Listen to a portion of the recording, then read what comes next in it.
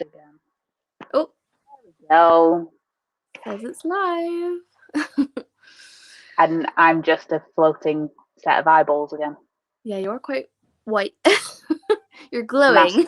Just behind the laptop. Yeah, I have a window I up have there. to sit here because PlayStation. Yeah, well, I put the blinds down a bit, but the light is like obviously this way. I've lived here for 2.5 years and I still don't have curtains in this room. You should probably get some. We don't have curtains, we just have blinds, but we've got curtain rails. Sit back. Oh, okay. Close to window, away from window. By the way, what game is it you've got?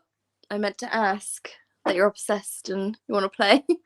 It's a new one. One of the lads that I work with knows that I like the kind of action brawler type game, like World of Warcraft, Diablo and stuff. And he's like, I've just got a new one that's really cool. It's called Dark Alliance, and you play as a dark elf called Drizzt. So I went, I'm sorry, what? So I ordered it immediately. I've never heard of it before. It only released like 2 weeks ago, and Dave is going, how did you not know they were doing a Dungeons and Dragons video game? I don't know. I've not been very impressed with video games recently, so I've just not been following them. I barely keep up with them. I only like, because I'm the kind of games I like is like, I like Uncharted, I like Tomb Raider, I liked The Last of Us. I like the kind of like story-driven games. I need a bit of like story behind it. Yeah. Can't just do the like Call of Duty. I would never be able to. I played Overwatch for I can't do shooters. 5 seconds and I was like, no, I don't like it. It's too much shooting. The only shooter I can do is Mass Effect because it's sci-fi. Yeah. Everything else is like just run around and mash all the buttons and smack people, basically. Yeah. So I've never been a fan. I did a Google, and then he got really annoyed and he's like, I've already been playing with this. You don't have it yet. And how do you know more about what's going on than me? Because it's set after the Crystal Shard. Yeah. In Arendelle, it's technically in all the books. Villages. I have 2 left. Yeah. But then I was doing I did a reel for like books I think should be video games. I think Mistborn would be such a good video game. It kind of be like Assassin's Creed-esque, kind of, but like with the magic of like the metals and stuff would be so cool. Yeah, and like you could pick your Allomancy. You could just pick the whole Sanderson world. Like you could do so many games. You could. Yeah, and then what's the other ones I did? I can't remember. I think I did like Children of Blood and Bone. Because that would actually be good as a video game. Yeah, we don't really have. I don't think I've played many games that are set in like an African landscape. I just don't think they exist. When like it'd be so cool, like especially because in Children of Blood and Bone they've got those massive like lions that they ride on the back of. That'd be amazing.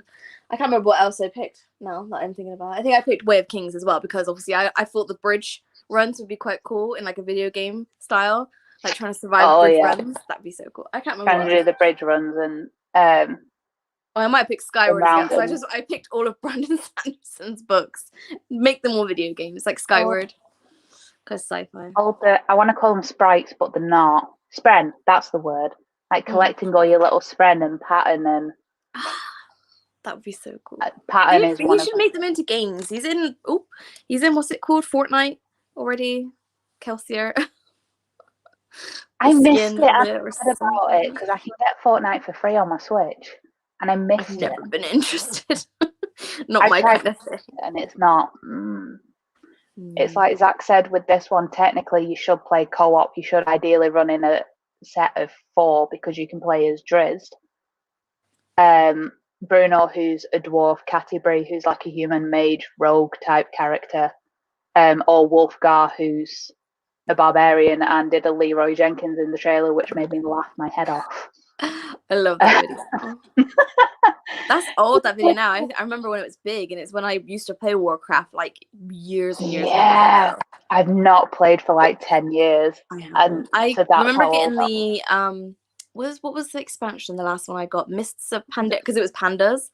Mists of Pandaria. Oh, I didn't get Pandaria. I got it and I played it for I got with a month. Cataclysm. and then I got bored again because I bought it to play it again. I was like, oh, I'm so interested in Warcraft, woo. And then I was playing it for like a month. I was like, oh, I'm bored again. I don't know what it is. I think it's more so like when I played it online with friends, it was fun. Yeah, Just doing it by myself, I was like, I'm bored. I'm like, I can quite happily play, but like, it got annoying. What did I come in? I came in on Lich King and then got Cataclysm. Oh, I came in on Lich King too, actually. But Necromancy. It annoyed me that even when I bought Lich King, I couldn't just buy Lich King. I had to buy the other 2 games and load them and install them. Oh. So you can't just come in. Like, if you come in on the 6th expansion, you've still got to buy the other 5 games at like 25, 30 quid each. Yeah. And you have to pay. I remember installing it on like my mum's like rickety computer that she had in her living room, because we only had one computer for like the whole house, and it was old and slow. And there'd be like times where I'd be playing, everyone's like, let's do it, let's go. And I'm like, wait, because like I just wasn't moving. I'm just like, I'm frozen. So I remember it got to the point with all the patches and stuff where I actually had to move the entire game onto an external hard drive because there wasn't room on my laptop for it. Crazy, isn't it? It's just so much space in game. Like I just no. It would take ages to like update and stuff. I'm just like, I just can't. Not with those games anymore. Especially when there's like no end, really. I can't deal with things that don't have an ending. It's like shows that go on forever. Like I gave up on Supernatural, like I can't remember what season, and I was like a Supernatural. I'm like season 18 or something now. Yeah, it's finished now, so I have every intention of watching it from start to finish when I can actually find it for not like it's all like full price at the minute. So I'm just not spending that much money on it, but I want to watch it from start to finish because I remember loving it. I met all the cast. I went all the way to Italy to meet all the cast because I was like obsessed with it. Yeah. But it just went on, and I was just like, okay, is there going to be an ending? And like, oh, this would be a good place to end it. And it's just like, nope. What did I get? Big Bang. I gave up on Big Bang because it kept doing the same things over and over again. So I never actually watched the last series. Yeah, I just like, because like with Buffy had such a great ending. I'm like, wait, it's ended. They've not messed with it. I know they brought like graphic novels out, but it's not the same, you know, like just like it ended well and they left it alone. And I love that. So I like when things end properly. I'm sad Firefly really didn't get much recognition when it came out because I think that would have been a great. I've never watched it. Well, if you do, watch Firefly season 1 and then watch the film Serenity. Don't watch it the other way around. Okay. It will ruin it for you. But it's really good. I almost like say don't watch it because I feel like if you love it, it's only 1 season and there's no end. But the film kind of gave it an ending-ish. But still, it makes me sad. I read a book blurb and it said, I think it was an indie one actually, someone approached me and it said that there's like this, what's it called? Like a companion creature thing. And then it said in brackets, like such and such a thing from Firefly. I've not seen Firefly. I still don't know what it is. I'm trying to think. It's been such a long time since I watched either of the show or the other film. I have to find out what that book was, because if it is inspired by something from Firefly.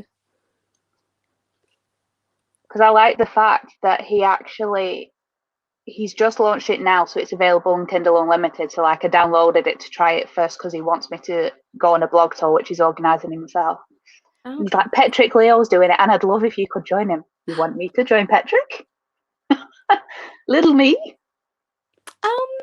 I will point him in your direction. You can have a free copy. I had a message on Twitter from someone who literally said the same thing and like listed like Patrick and like a bunch of other like booktubers. Patrick, Nick Borelli, Beth Taylor. What's the book called?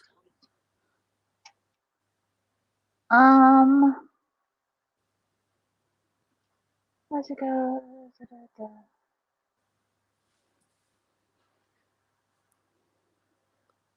Also, we will talk about the book. Ringlander. We will talk about the book in a minute. We got distracted. I have it. He already sent me a copy.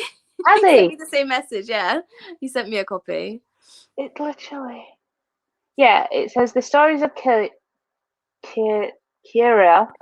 Fear, and then it says in brackets, a companion like Inara in Firefly. Well, I've not seen Firefly. I don't know what Inara is. But like, I downloaded a sample off Kindle first. I remember. Yeah, I should really do because that. 'Cause, like, I've had quite a lot of indie people message me and say, will you review my book? And I agree. And then I start reading it. I'm like, this isn't good. I don't want, not that it's not good, it's not my taste. yeah. So I don't want to review it because it'll get a bad review because it's not my taste, because we know I'm a fussy git at the minute. Yeah, you're like DNF crazy. I only because DNF 4 last I'm month. assuming you did not finish. No. I finished it. I don't know. When I started it, I was like, I don't know. It was very info dumpy, and I was like, I don't know. I was just like the flow of the writing was a bit like off for me. Like it was just like it felt like I was being because I listened to the audiobook whilst I read along, and it just felt like it was like so like matter of fact. Like there was like no flow almost. It was like this is how this works, and this is how this works, and this is who this is, and it's like okay. I don't know. The style of writing. It's not weird. My favorite. It's weird. It's very strange.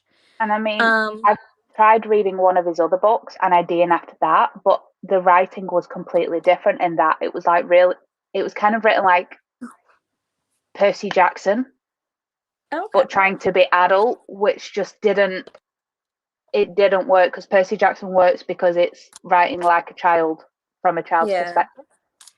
So I was like, okay, this one sounds completely different. I'll give it another chance, but odds are I'm most likely going to DNF it because I've already DNF'd one from this author. So my original notes, because I had a notebook next to me, not that you can see. I didn't make any notes. Well, I've started doing it because I've been reviewing self-published books on my YouTube channel. So I've started writing notes down because I've been reading that many recently that I'm behind with filming them. And I'll forget if I don't write stuff down. Yeah, I've been waiting for a video. Where are they? I didn't want to. And then I've lost my tripod that I put my phone on. So I'm having to try and use my big camera, but it doesn't have a flip out screen. So I have to put a mirror behind it so I can check that it's still recording me. And that you're in frame. I filmed my July TBR.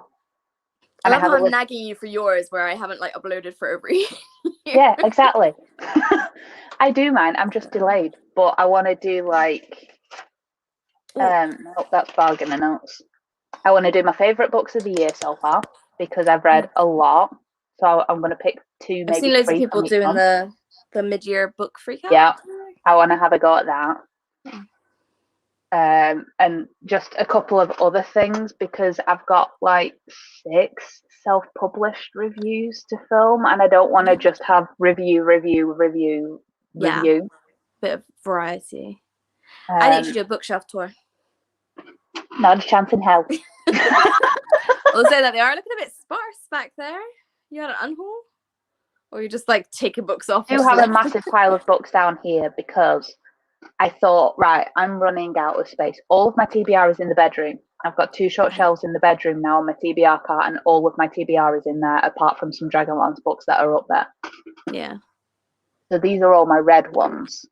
It does kind of look better around there. I need to rejig, but I pulled a load off thinking, oh yeah, I'm limited on space. I need to make space because there's like 100 books in the other room to come through. Pulled them all off. They're all in bags ready to go to charity. And then Dave goes, I'm going to buy you 2 new billy cases to go in the dining room. And I'm like, I've just destroyed my shelf. Hey, don't complain. That one up there won't let me have another one. So they're going to be like favourite shelves in the other room. So how many shelves would that be then? What, like 10? 1, 2, 3, 4, 5, 6. I'll have 7 full-size billies. Oh my god. A half-width billy. And then I've got 2 short bookshelves in the bedroom and a cart. But I read a lot of books. You do. Yeah. I mean, like, that's the thing. I don't know if you can see them around me, but like, it's just piles. There's piles everywhere. I need to go through my shelves again, I think. There's literally like a stack and empty boxes. I was going to try and sell them. My laptop stand's just fallen over. Yeah. I will say I've got a bunch that just have been on like my Depop for ages and just haven't sold. So I'm thinking of just taking, or I'm gonna say like, buy a book and you get one of these books free. Just take it, please. Take it away. I think Tilly did that with some of hers that she didn't think would shift. So it's if you buy something else, you get these free. I was really good. I didn't buy any from Tilly. we did a swap, and then she had a couple of books, and I was like, wow, seeing ads, I was like, well, put it in the package and see if it weighs under 2 kilograms, and then I'll get those too. I wasn't going to get them if they were going to be extra postage. Yeah. So I saved myself. To further the first book, there will be darkness. There will come a darkness.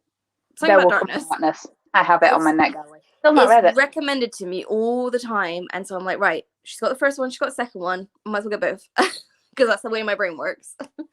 But yeah, I need to do another major. I need to do because I was really good. I did my like read a chapter, or like I tried some books out, and I got rid of a bunch like that. So I need to do that again and just get all my backlist like really old school. Like I'm gonna start Gideon the Ninth. Yeah, I'm gonna start Gideon the Ninth. I know you didn't like. Is that really necromancers? I really didn't like the writing style, but then I found out something about the author that I will tell you later, so I don't turn other people off the book. And I'm like, I'm not supporting that. Oh dear. Okay. Yeah. I'm usually not too like. Only people like obviously we discussed about like what was his name that did Still Crow pull something. Oh, like that. I'm not willing to. I don't think that's right. Paul Kruger. I can't remember his name. Yeah, like, and Sam Sykes, like those are ones where I'm like, right, okay, they've admitted like what they've done is really bad. But it's crazy to me. I was thinking about the other day, and I was like, obviously, I love Jay, I really do, and I get why people don't like him. I get it, but he's had like almost no issues, and like he had a lot of stuff. And then like I think back to like Jessica Cluess. Again, I'm not defending what she did. What she did was really bad, but I'm just wondering why some authors are treated differently, if you get what I mean. Yeah, I think it's very strange because it is like her job, and I kind of feel bad. I mean, like obviously because I've read the first one, I loved it, and I bought the second one on Waterstones, and they just said it's going to be delayed until like the later part of the year, whether it gets published at all. I don't know what the logistics of if you get let go by your publisher. I don't know what that means for your like series that you signed with them. I don't know. Yeah, I think it depends what's agreed. In some cases, I think they give you the rights back so you can self-pub them or take them to a different publisher. Yeah. I think it just depends. I think it depends a lot as well on what's going on Twitter at the minute when they do something wrong. Because if you happen to be silly at the wrong point, you'll just get run off the platform. Yeah. Which is why I've not been on Twitter, because my anxiety has been playing up and social media doesn't help, so I just avoid it. To be fair, when I went through and I deleted a lot of accounts and I followed a lot of more Mine's like a lot better than it was. My timeline is way better. I still get things like recommended because someone liked something and I see it. Yeah. And like that's always a bit like, because when it's something, you know, I don't mind like seeing like real world issues. It's just like drama that I'm a bit like, yeah, I can't, not bothered. I know some things are like important, but then there's some things I'm like, really? Like, really? That's what you're making a fuss of? Really? Yeah. I just don't like the drama. It makes me feel like I'm back in school.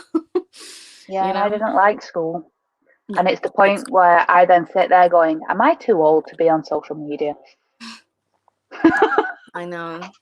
It's a scary thought. Am I too old for this? Yeah. But anyway, back to the book. We get distracted so easily. Yeah. Well, obviously as well, because you haven't read it. How far did you get out of interest? You don't know? I can tell you because I had the audiobook on. It's so floppy though. It's very fun to read. But the writing was really small. I didn't realize it was going to be that small. I got to I got further than chapter 5, but I realized that I wasn't actually listening to it when it was on. So I went back and tried listening again, and I was like, I'm still not listening. It piqued my interest. Like there was stuff going on, and I was like, okay, ooh, like, you know, and stuff started happening. And then I got really interested. And then by the end, I was just like, I don't understand what's going on. I don't really, I mean, I guess it's mainly because I don't like, what's the name? The dancer who's like the main character. Is it Danzo? No, one of them is called Osheme because that's the chapter I'm currently on. Yeah, I actually quite like her because she's kind of like cutthroat. I like that. I like a bit of morally grey. You know, she's willing to do whatever. Yeah, Danzo is the main one, isn't he? Yeah. Danzo and Osheme. Danzo is the main character.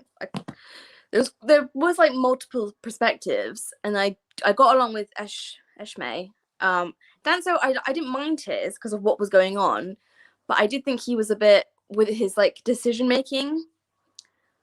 Because like at one point he just, because he did kind of remind me a little bit of Laszlo, because he likes to learn stuff and he wants to like explore, and I love that part of it, like the kind of like, you know, I want to go see what is out there. But he has like family, and him leave, like obviously this is a bit spoiler, I guess, spoilers just in case. He leaves, but he's left his family in kind of like a position where I don't think he even really thought like, oh, what's going to happen to my family? He just kind of went off and didn't really think about them. And then obviously they got punished. And I'm like, but you care about your family. I was like, so why are you, you know, I don't understand why he didn't think of his family for all his like thing of like, oh, what am I going to do? I don't know. He just made some really silly decisions. And I'm just like, ugh, I hate when like the main character, who is supposed to be really smart, they describe him as like really scholarly and like, you know, it's got like photo memory. And I'm like, so why is he making all these bad decisions? Why is he acting like clearly very clever? Why is he stupid? Yeah, like common sense is, I guess, the difference is like he's good with like academics, but common sense, not very good. I mean, but yeah, I did like Eshme. I can't remember. Eshme, I think it is. Eshme. That's how it like looks. Eshme. I did like her because she is like I said, cutthroat, and I love that. I love when people are just like, I'm gonna murder people and I don't care. So I did like her perspective. But again, by the end of it, I feel like I was just like, I don't know. I feel like if I reread it, like say when the sequel's about to come out, because I have the audiobook as well, I might try it again and see how far I get. And I'm just like, right, maybe that the first time I just wasn't paying attention. Maybe I wasn't like, because I hate when I get the end of a book and I'm like, I don't know. I don't know whether I liked it or I don't know whether I didn't. Yeah. Because it took me so long to get through. I'm just like, that shows me that I wasn't enjoying it because it took me so long. Because I had the same thing today. I put my post up today was for that book, Anna. And even though like I enjoyed a lot of it, it's just like, it took me a long time to read, and like it's very heavy. So like I felt like I put it down because I was like overwhelmed. I was alright, I put it down. I was like, headspace needs to be better to read on. But I got to a point in the book and I was going and I was like, why does this feel like a completely different book? You know, when you get that, you're like reading, you're like halfway through and you're like, but hold on a minute, why is the tone completely shifted? Like, I don't mind obviously things developing, but when it completely shifts its tone and it's just like the pace slows down and things just don't feel as like desperate as they did, and I just feel like, okay, well, I would have quite liked us, you know, a kind of interesting start. You know, I don't mind it going a little bit like, you know, but then like in the middle kind of like have things happen, and then by the end I want like the pace to quicken. I want it to kind of like not quick, like get to the end and like have the end be over really quick, but I just feel like if you want me to like want to turn that page to get to the end, you need to have that pacing there. And when it's just a bit like, okay, you know, and you're just like, okay, how many pages have I got left? And you're not like, oh my God, I can tell. So that's when I'm like, right, this is like a 3-star because I didn't hate it. And I didn't like I couldn't like pick a lot of negative things. I was just kind of like, meh. Yeah, that's how I was with The Lost Mortal Bond. Yeah. I like the characters and the world is interesting, but it took me 3 months to read it. See, I love that series, and I just got the audiobook. Well, I had the NetGalley arc, but I never got to it for Emperor's Ruin. Did you get it? Oh yeah, you got the tour one, didn't you? I did, and I'm stupid because I got an email through from Stephen today saying your date for the blog tour is the 17th, and I was like, did I agree to do a blog tour? That doesn't sound like me because I don't really do them anymore. I was like, did I definitely do it? Because I have no recollection of it. It's fine if I did. Yeah. Oh, want to check that you've not put me in by accident. And he copied the email back and he's like, yeah, no, your date's the 17th and there's a launch on, what day are we on? Tuesday? We're on Thursday, which I've signed up to. Oh, is that And he's just like share why are it? you confused about the blog tour? And I'm like, because this press release in here says it's not released until the 8th of August. Which is, Oh. this was on my August TBR, now it's on July. Oh. But at least the audio is out. Yeah, that's true. I had a credit, That's so I on. used it. Because it's quite a big one, so I was like, right. It's not, it looks, it's the same size as Rhythm of War. It's 35 hours. But size what? I can't even get it. The actual physical book is the same size as Rhythm of War, but it's only like 700 and something pages. Because they've used really thick paper. It's like 735. Trying not to spoil myself because I need to start this when I finished rereading Fellowship of the Ring. Yeah. And when I finished listening to this. Oh, you finally started that. You've had that for a while, haven't you? I got it when it first came out, and the sequel is out. Sequel's been out for a while as well. I have it on NetGalley, and I hadn't even read this. I love how I'm so judgmental when I've got no room to be. Like, how many times I get books, I'm like, I'm so excited to read this. I'm going to read this immediately. 6 months later, I'm like, I haven't picked it up yet.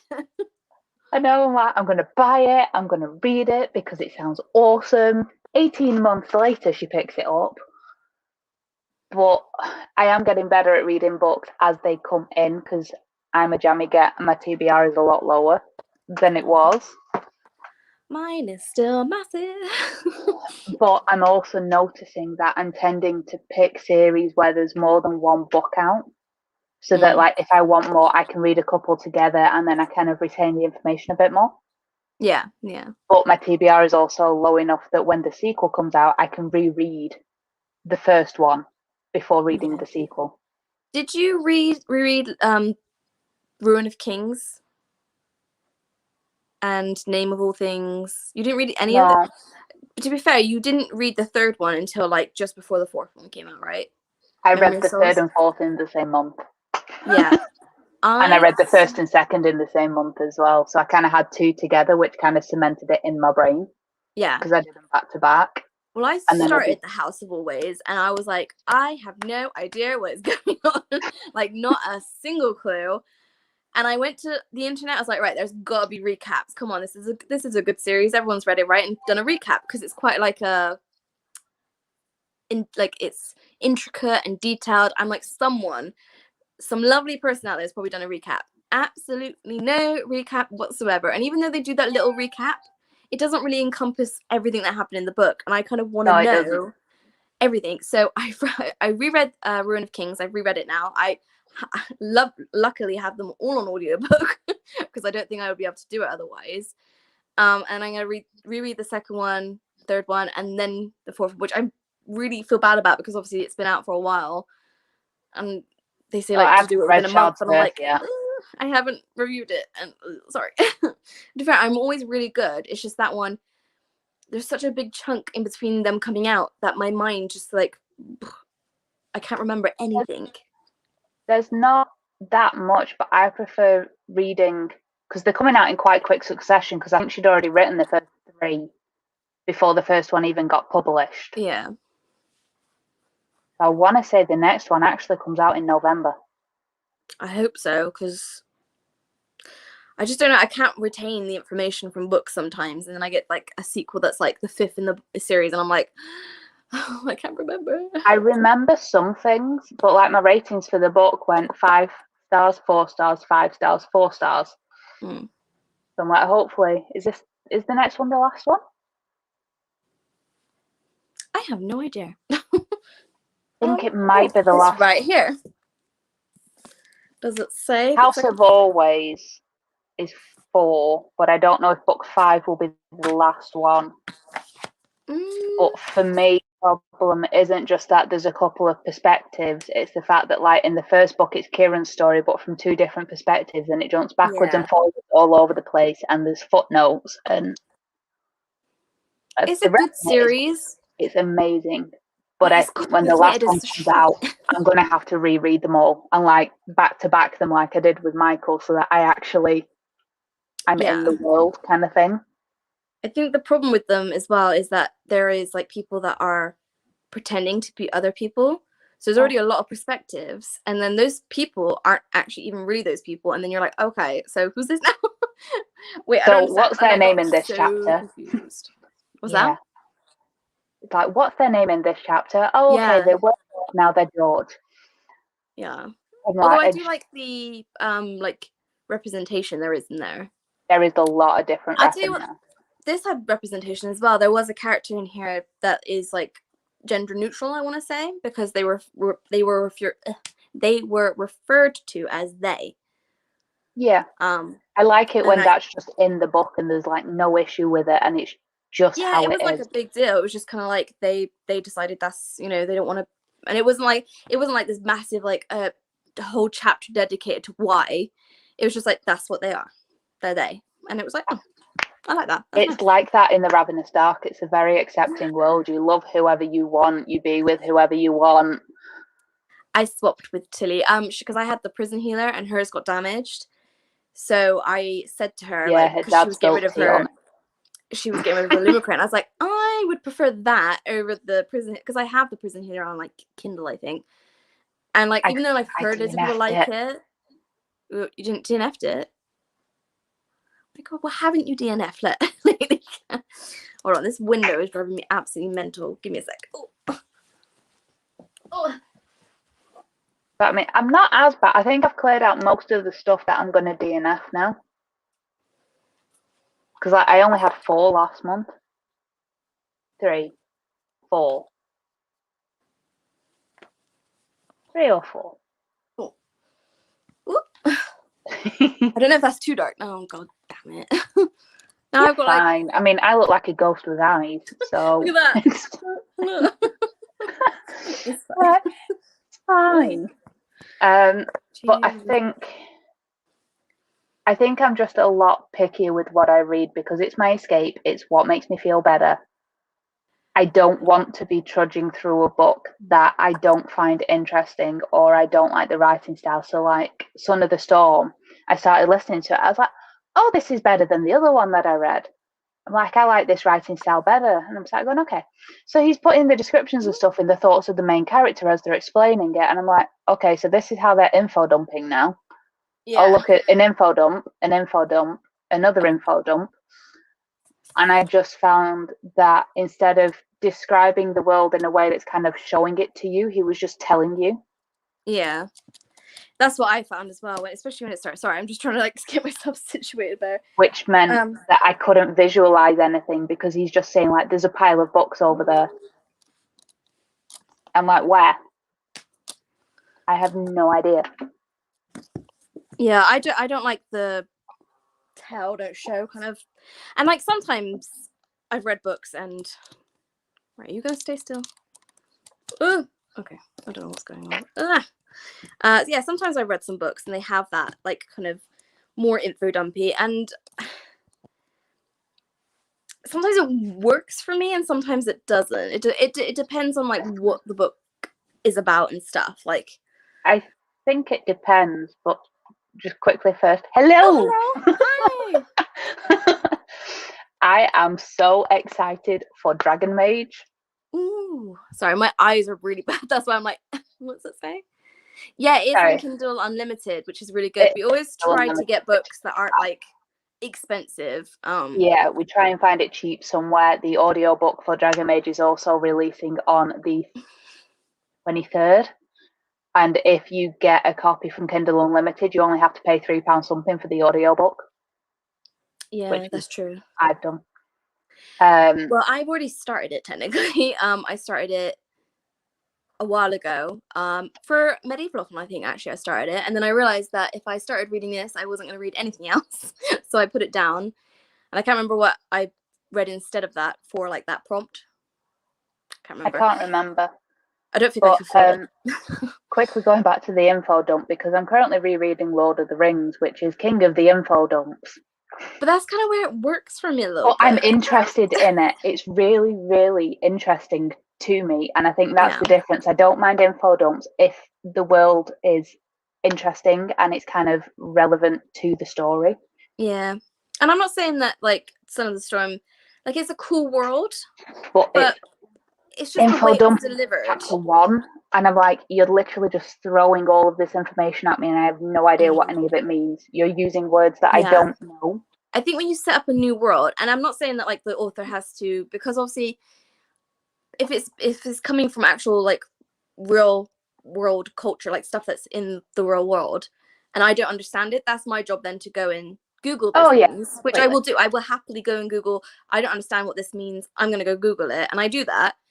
But it's more of his delivery on it. Like, I love different worlds. I do get sick of, like, I love my medieval fantasy where it's dragons, get a bit samey though, don't castles. It does get very old very quickly. So I love like Asian inspired, Indian inspired. I've got one that's come in. Was it Once Upon a Broken Throne?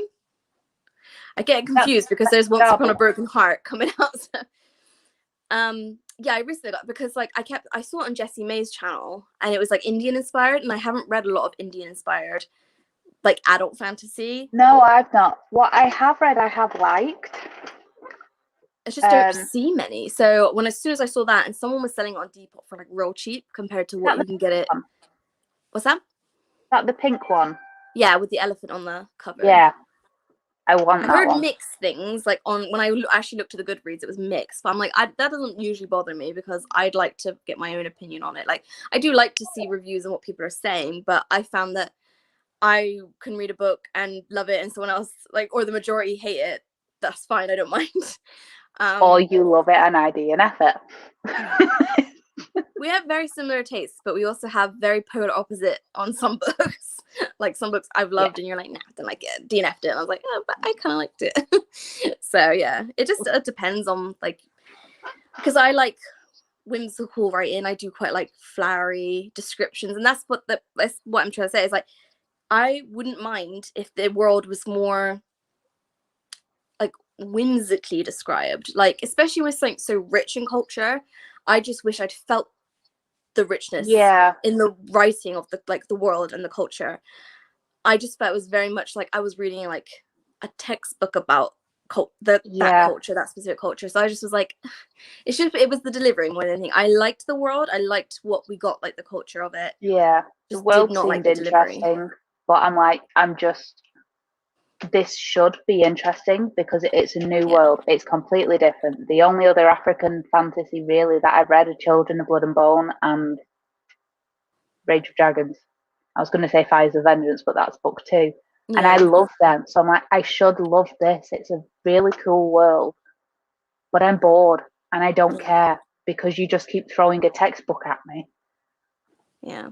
I found as well, like, the magic system, it wasn't explained that well, but I don't think it. I felt like I was. Is it a soft magic system?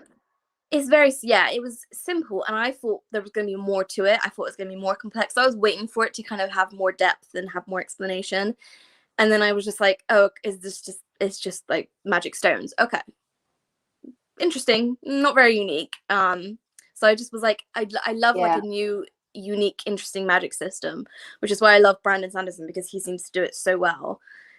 But I just felt like it was a bit simple and a bit like, this isn't very exciting, I guess. But yeah, I mean, like, overall, I really like the world. I just wish it had been better described to me. I wish I'd been a bit more like reading about it. Like, when I first read like Children of Blood and Bone, that world is described really well, and I felt like I was in really the vivid, atmosphere.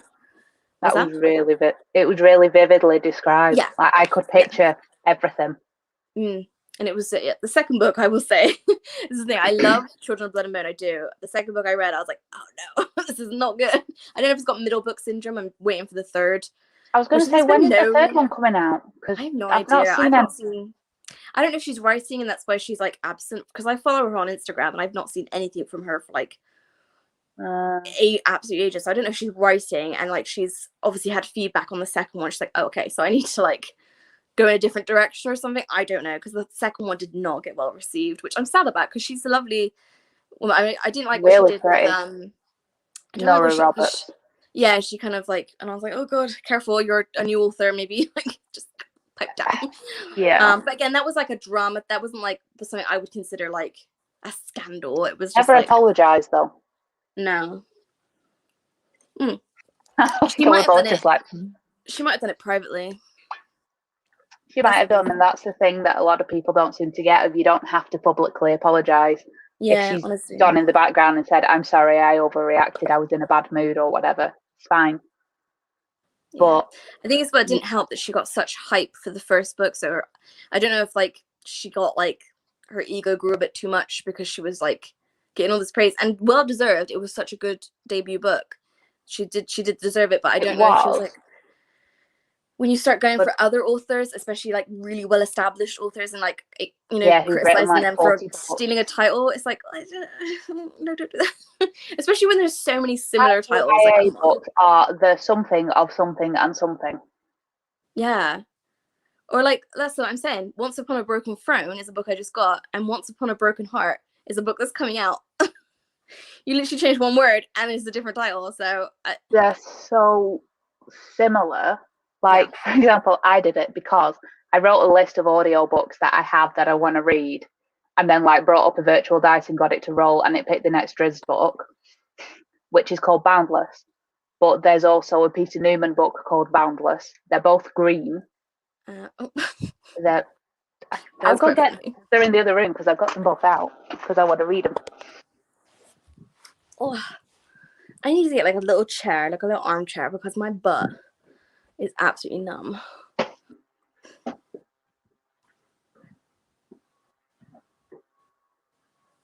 Let me see if it picks it up. So we have the Driz book that's green. And we have Boundless by Peter Newman, which is also next to each other. They look like they could be part of the same series. Exactly. Yeah. But they're both on Scribd, so I downloaded this one by accident when I wanted this one. Because they're so similar. But yeah, for me, it should be a world that I love. I love deep diving. I mean, that Drizzit book is book 35 in the series. And I've just found out there's a new one out in August. See, I have the first like trilogy on audio. Like I got the audiobooks when they were on like 3 for something, or 2 for, I can't remember. I got all 3 for some strange reason. And I want to start, but when you say things like 35 books, I'm like, oh. You don't have to read them all. Like, they're in separate series. Yes, they're all consecutive. Yes, they're all in the same world, but you can stop whenever you want. And to be fair, each book kind of is its own self-contained story. Okay. So if you just read Homeland, and you could just leave it there, you didn't have to. I clearly did, because I'm excessive, as you can tell from my collection of Tolkien. And when I was reading Fellowship the other day, I got to a certain point and went, this is really interesting. I want more about this. Is there a book about it? And discovered that there's the History of Middle-earth 12-book series that goes like deep dive into different, they're all like 500-page books. I was like, wish list. Like, there's one about Sauron getting defeated, which has all the stuff with the Isildur in, which is what I was sat going, I want more. I want this whole story. Yeah. There's the final battle in Return of the King, but from other perspectives, not the ones that you read from in the books. So you get to see other stuff happening. I would like to see the battle that like Isengard. The one with Isildur. Is it how do you say it? Isildur? Isildur. The like battle that happens when they first get the ring because they like defeat Sauron. Like I'd love to see like that battle, what led up to that battle. Like why have we never got like a prequel? Hold on a minute. It's gone really dark now, so I have to open the blinds a little bit. Oh, I do have like hold on, let me get my Tolkien. Sorry, I keep all my legs around.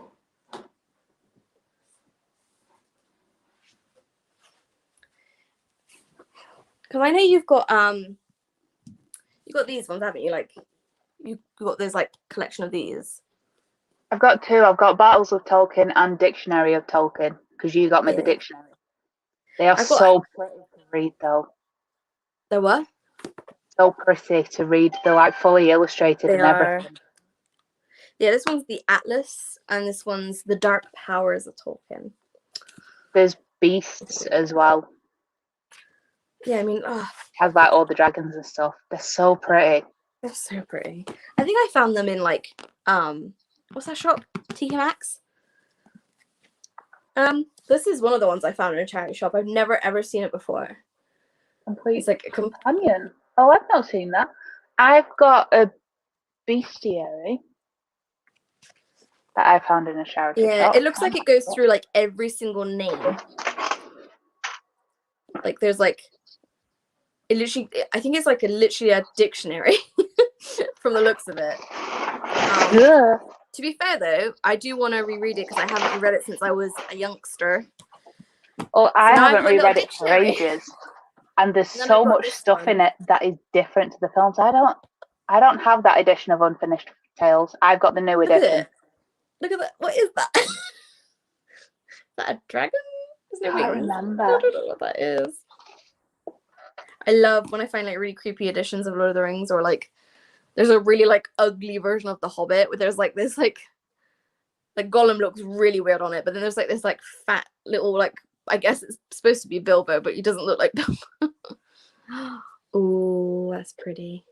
I found it in a charity shop for 50p because it doesn't have the dust jacket on, but it's the Bestiary by David That's Day. a nice hardcover. Like I wouldn't mind finding that. It smells old. You know when they just smell really old? Yeah. When are you from? It's by the same pages guy are so yellow. Looks like the ones I got in Book Barn. 79. The pages are like orange. They're so old. Oh god. Books everywhere. But yeah, so it's I clearly like to deep dive into worlds where it's interesting and I just want more. Yeah. As referenced by my wish list that currently has another 12 Tolkien books on. And I'm going to buy 2 and take them on holiday with me. I just don't know which two. Because there's like the Treason of Isengard, so it's how Saruman turned evil. Spoilers, by the way, if anybody has been living under a rock and doesn't know Lord of the Rings. Like I do. There are some people out there that haven't watched the movies and haven't read the books, and I'm like, there's the War of the Ring, the Sauron defeated, the people of Middle Earth, the War of the Jewels, which I think has dragons in it, Morgoth's Ring. There's loads of them. I think I picked up a self-published book in the charity shop today. Really? I think I did. It's called Silk and Still. I didn't realize it was self-published when I picked it up, but from the looking of it, that looks. It's got her like, yeah, it's got her like website on the back, and then it says like the little like publication, I guess, is her like actual name. Ariana, yeah, that's definitely self-pub. I saw Dragon. I was like, I read what it was about. I was like, oh, that sounds good. I do that. I'm a pain in the ass for that. I know. Well, I go to Oxfam. It's like £3 for £5. So I find like 2, and I'm like, well, I got to get another one to go with it. Well, yeah. Yeah. That's what I normally do. Yeah, the other ones I got were The Martian, because I tried reading it, and I don't know whether it's because when I tried reading it, I hadn't read for like a long time. And I definitely hadn't read any sci-fi, and I don't know if it just was like too much for me at that point. So I'm gonna try it again. I might get that one in a charity shop. I'm intrigued. It's called Maresi. It's a YA fantasy. I've never heard of it. But it's called like book 1 in the Red Abbey Chronicles. That's my name. I was gonna say you get it because it has your name on it. Oh, it's an arc. Oh. I didn't even realize. I was just looking at the bottom there. It's like publication 14th of January 2016. I was like, what? It's an arc. Wow, this came out in 2016. It's an old book then. I always find arcs in the charity shop, and it's not until I get home with some of them that I'm like, oh. But then I feel like it's charity. I would never buy an arc from someone, like online. I don't think I've ever. No, I have found arcs. They weren't arcs that I wanted, though, so I didn't buy them. Yeah. I remember someone found, like, the Caraval arc in a charity shop, and I was like, what? Well, it's like when you found that hardback in Nevernight for me in a charity shop. Yeah. I was like, who gave this to a charity shop? I don't know. I guess some people just don't care. or people don't know, I guess, maybe. I guess it's like where I've seen Illumicrate and Fairy Loot editions in charity shops. I only give them to charity shops as a last resort if I can't sell them. Yeah. It's hard because, like, when there's like value to the book, or it's like a brand new exclusive edition, especially because like Fairy Loot, I remember when they used to just be like signed books, and now it's like they're always exclusive. Yeah. And people are like, that's the thing. I am terrified because obviously Kingdom of the Wicked, so lucky to get that, because obviously people are begging for it now that didn't get the first one. Like the second one's coming out in the Fairy Loot, and everyone's like, does anyone have one? I'm like, you're not gonna find one, and if you do, they're gonna charge you an arm and a leg for it. So just be prepared. No, So I'm too scared to unsubscribe from Fairy Loot just in case I love a book. And I'm like, oh, but I want the special edition. I think it depends, because I subscribed to Fairy Loot in 2017, had it for like 18 months and unsubscribed because I wasn't reading the books because they were like under the radar ones. They weren't like really hyped ones. Resubscribed when we first moved in here, had it for 8 months and cancelled. Got it again in January this year. I'm like, I've DNF'd every single book that's come in because they're just reading really, really young. Yeah. Like it says the main character is 17 or something, but she acts like a 12-year-old. Yeah, I would say a lot of them have just been very like mediocre. Like I read The Bright and the Pal, and I just was like, like I didn't like. Again, it wasn't like that kind of. Oh, it was awful.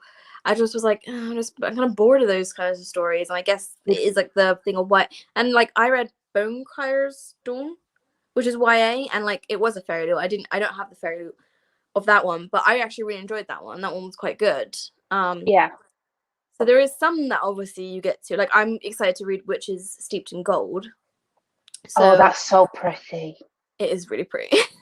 So I'm glad I got it because I knew it was going to be in the fair, because I always know. I can't investigate. I can't remember what the June book is, but the July book is the first one that I'd actually heard of and I wanted to read. Yeah, I think I know what the June book is. I know what the July, and I think I know what August is as well. Tell me what August is, because there's 2 books, so I don't know whether to keep it for an extra month. Because now that I've got Kingdom of the Cursed, I was going to cancel. I'm pretty sure it's. Is it these Hollow Vowels? Maybe, possibly. Is it that one? Yes, it is. I did Google that. I was like, but that comes out this month. Yeah, they do that sometimes though, and that's the problem. Is that people buy it. Already have it. Yeah. Like I've got an arc of it which I've still not read, but I think I'm gonna like that because it's fantasy romance, and I have a thing for that at the minute. You say that, but the girls in the chat apparently they're not loving it.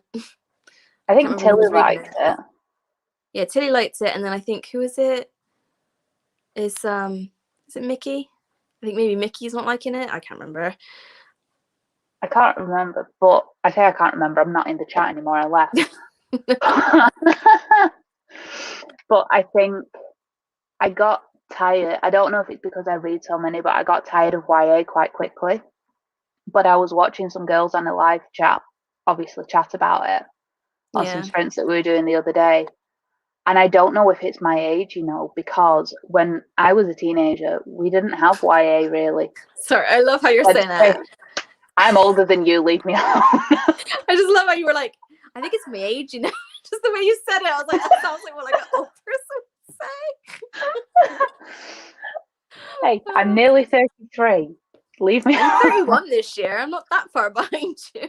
But we didn't have YA. You went straight from kids' books to adult books. So I went straight from whatever the kids' books were at that point to Terry Brooks, Lord of the Rings, Jurassic Park, the Dragonlance books, and all that kind of stuff, which probably explains why I love that, because that was my thing. YA only kind of started coming in as Twilight when I was like 16. I think I was too old for Twilight though. Like I feel like when the books came out, I wasn't a teen, like a proper teen. I was like a young adult, as in like maybe I can't remember. I was like 16, 17 when it came out because I went to the cinema to watch them. Yeah, but when the books came out, I don't think people really talked about it until the films came out, and then that's when they became massive. They didn't, because I watched the film and went back and watched the books, which I don't do anymore. I read the book first. I tried to read the book first, but sometimes I really want to watch the film. But I know that June's coming out, and I really want to read that book before it comes out. But it sounds so heavy. I'm just like, I just want like light and airy reads in the minute because my brain can't compute. Years ago, and I DNF'd it, but that was when I pretty much only read YA. I didn't read adult at that point. I hadn't gone back to it. Like my first, it's definitely good to go back into reading was Game of Thrones, which failed miserably. Well, that's why I want to reread this, because at the time I was just like, oh, it's very sci-fi. I don't know, it's too sci-fi. And now I've read things like Children of Time, and I'm like, oh, that's fine. I could do sci-fi. So I'm hoping that because I did I liked the movie. So I've not seen the film, but I ended up Project Hail Mary. Mark's reading. Well, he's listening to that at the minute. Which is the cool one. But then I know Steph from Steph Loves. She loves The Martian. She's read it like 3 times, and it's one of her favourite books. But she DNF'd Artemis, and she's gone straight to Project Hail Mary. I didn't hear the best things about Artemis. No, they don't like it.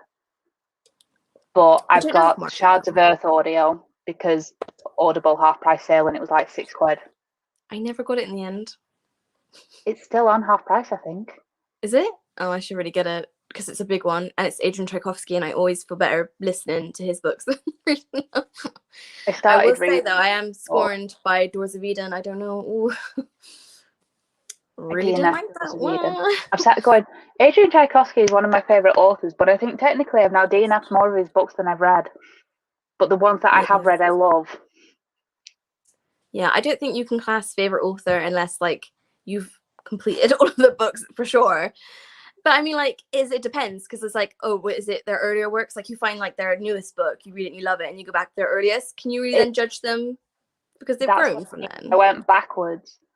But his sci-fis, I love. His fantasy, not so much. Yeah, well, the Doors of Eden was sci-fi, but it was just a bit. It was weird. It was weird. I got halfway. I'm like, I have no idea what's going on right now. No, I didn't have a clue. I still finished it. I was like, I don't know. I remember reviewing it. I was just like, I have no idea what to say because I don't have words because I don't know. You know, when you get that, you're like, you finish a book. Yeah. You're like, I don't I'm like, I finished it, but I don't know what to say about it. Yeah, I always get. I mean, to be fair though, I've had loads of like authors reach out to me and say like, I really enjoyed your review, and I'm like, did you really? Like, why? You know, you're just like, are you sure? Yeah, no. I always feel bad like criticizing someone's written work with a written review that's like not very good, because I'm just like, I'm like, I just feel very hypocritical, and I'm like, this is a crap review about like then like trying to critique someone else's work. I'm like, this feels really like hypocritical, but I do try my best. I always find it's really, really easy to write a review that's a 5-star or a 1-star. 4 and 2s are fairly okay because you either enjoyed them or you didn't like them. 3, like you have like 1 or 2 things. I don't know what to say. I liked it enough to finish it. That's about it. That's about it. Yeah.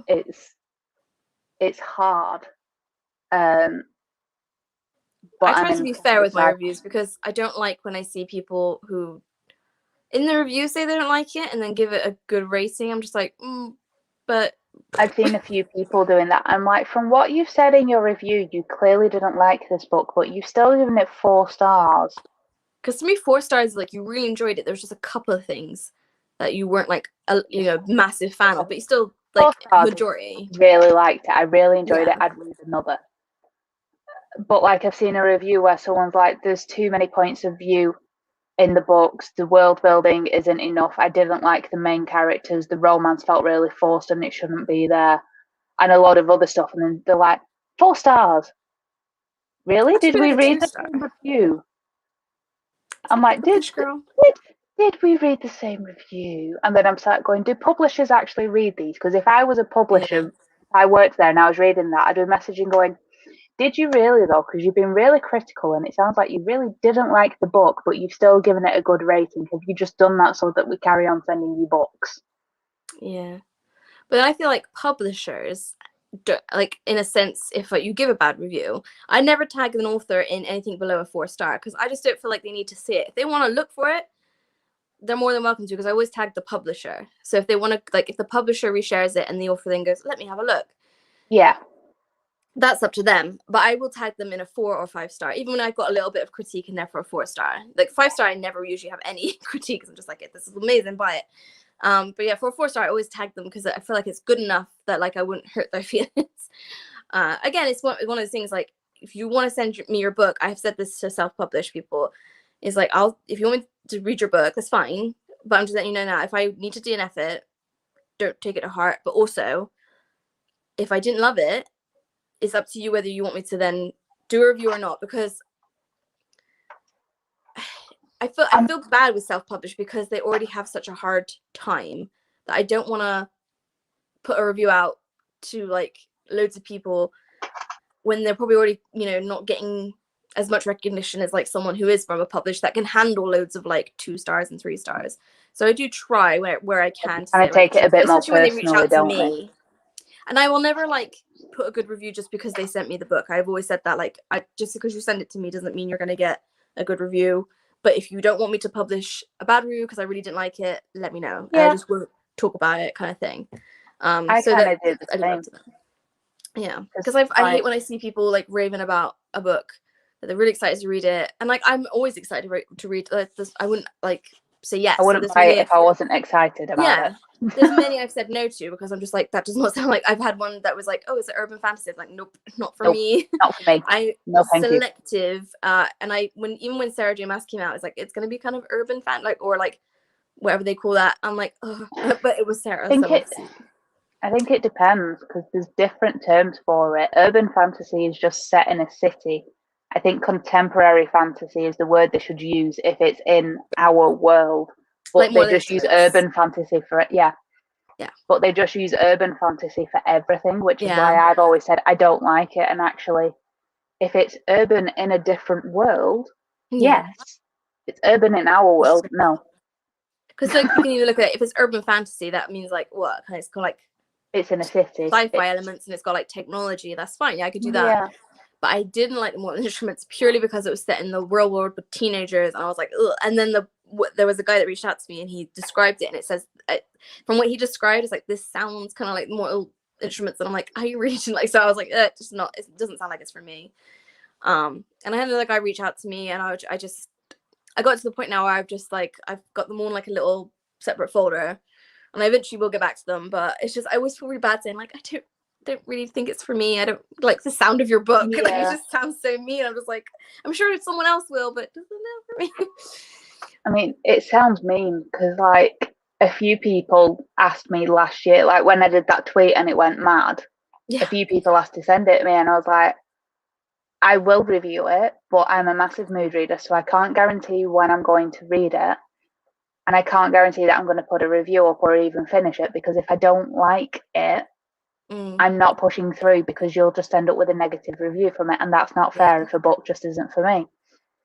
I've had 2 of them messaging me through my blog saying, have you read it yet? You've not put anything up about it. Why haven't you put anything up about it? I didn't send you a free e-copy for nothing. And I'm like, well, you're never getting read now because you're being an arse.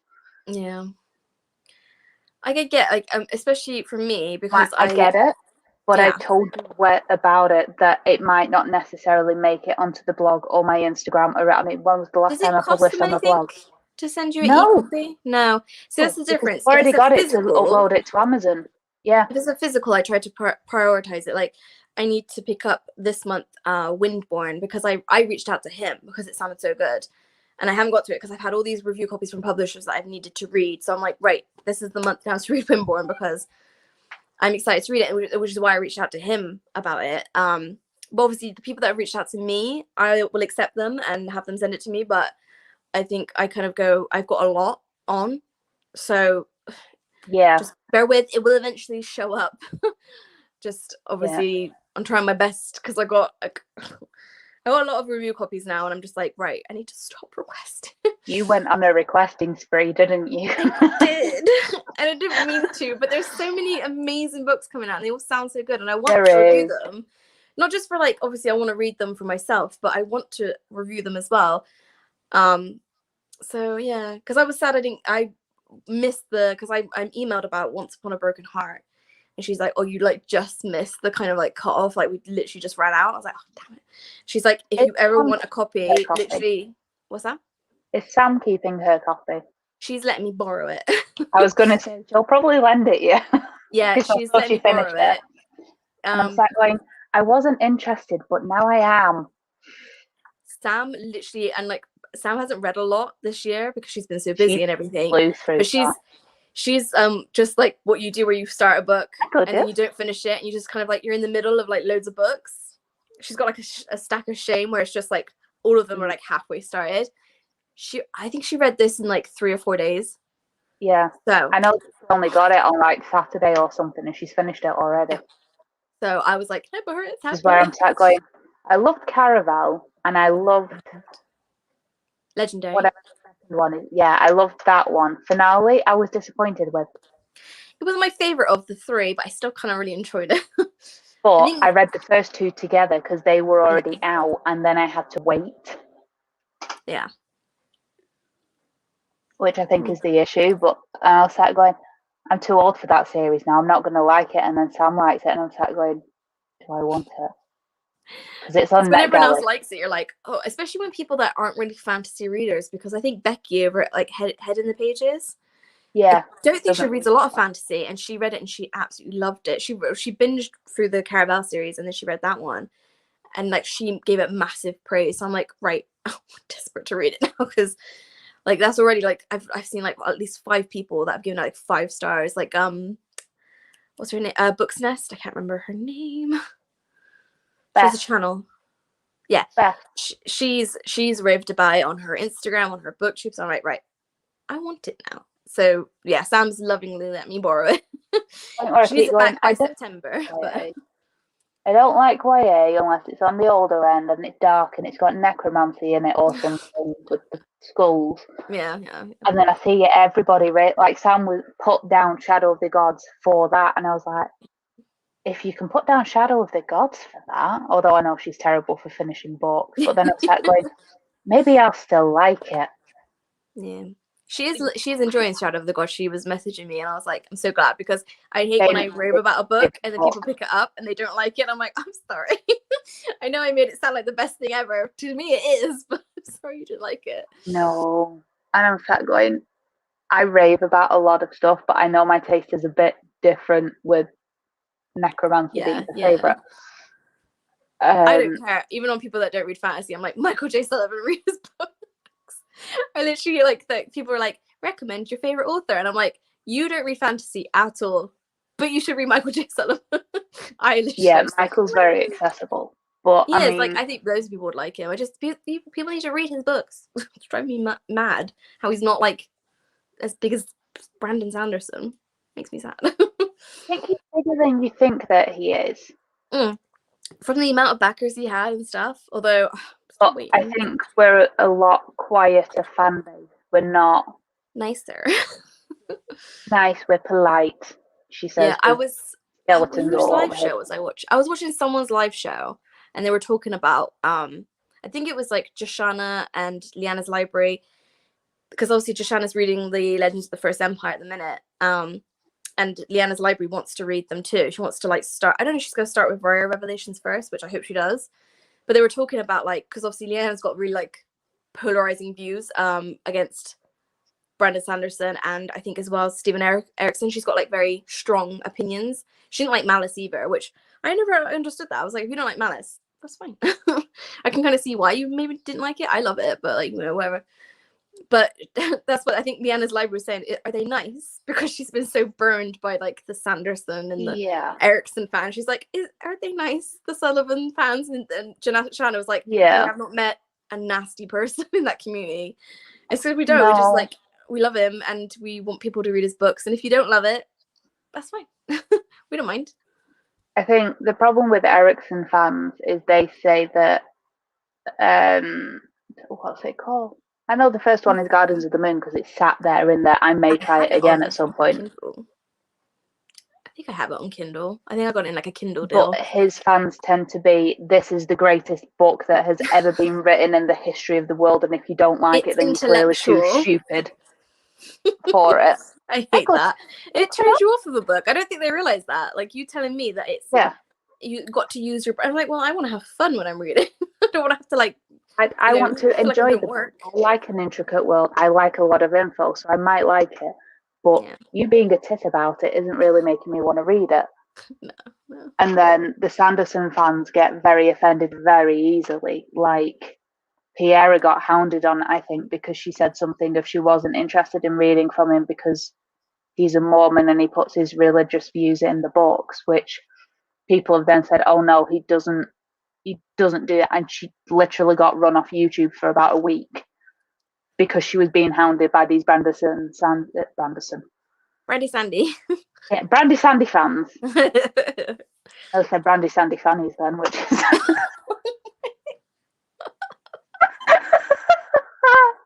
it's a good job I've got my channel marked as adult only, isn't it? Yeah. They get so defensive so quickly and they're very reactive. Like if you just happen to put a tweet out saying I really didn't like Mistborn, one of them will see it and they'll start tagging all the others so that they all jump on somebody, which I don't like. But I love Brandon Sanderson. They're all like adult men as well. It's really weird. It's like, why you act like adults? It is very male dominated as well. I think that might be part of the problem. I'm not gonna lie. I think Erickson and Sanderson are male dominated fandoms. I don't know about Sullivan. Oh my god, my battery's dying. I don't know where my charger is. To be fair, we have been going for an hour, and I think about 20 minutes of that was probably about the actual book. Well, I think this is the problem when we don't really like something. I mean, I'll DNF it if I don't like it. I won't really push. I tried to push with Mage's Blood and I couldn't do it. I guess I feel like, especially because it's the book club, I kind of feel obligated to push through it and finish it. So we got something to talk about. But yeah, I think the next one, which if I have internet on holiday, I may have to do from Cornwall because I'm in Cornwall from the 1st to the 6th or 7th. We could always do it when you come back. I don't think people are waiting for the. But I think we're going to have a lot. Anyone's really here, are they? No, I think we're going to have a lot more to say about. Yeah. Well, like what I've read so far, I can't remember how far I'm in. Hold on a minute. I've seen quite a few reviews. Can you bring my Kindle down, please? Sorry, I'm going to get him to bring my our Kindle. Yeah, where is it? It's on the bedside table. I have to say our Kindle because it's technically his Kindle. I've just stolen it. No, I've seen a lot of reviews that say this feels like a classic fantasy. And I'm like, really? I can't remember how far I got in, but already the writing style is my kind of writing style, for sure. Don't know where he is. You find it? Yeah. Oh. But yeah, it's already like the characters, and like I said, I'm not that far in, but already the characters are like. Sorry, I know it's like a bomb sign. Thank you. Let's find out. I'll find them.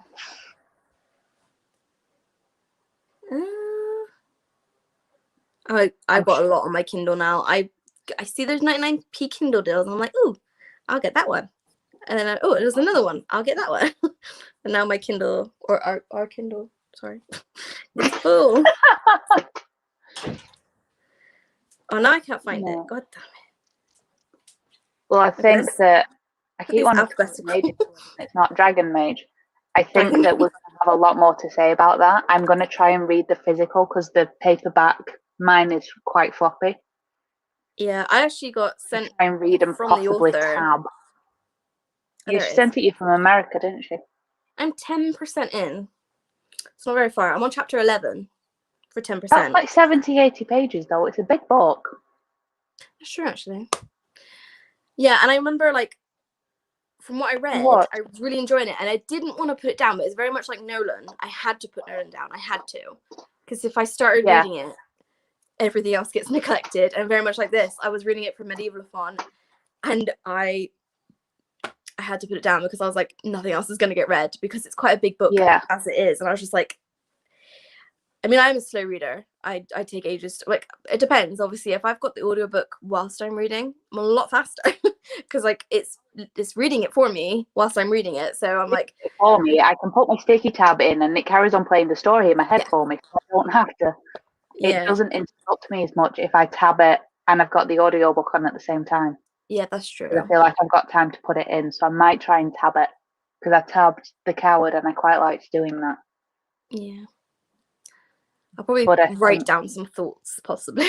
But I feel like when I did my core, it took me ages to read Theft of Swords, which I shouldn't have done because it was a reread. Because I was tabbing. But to be fair, I went tab crazy on that book. Like, I still got all the tabs in it, and it looks ridiculous. It's just every page there's a tab. I'm like, that's not normal. But it's because it's my favorite. like, I think use my rereading. colours for I love this. The entire book is just going to be covered in those sticky notes.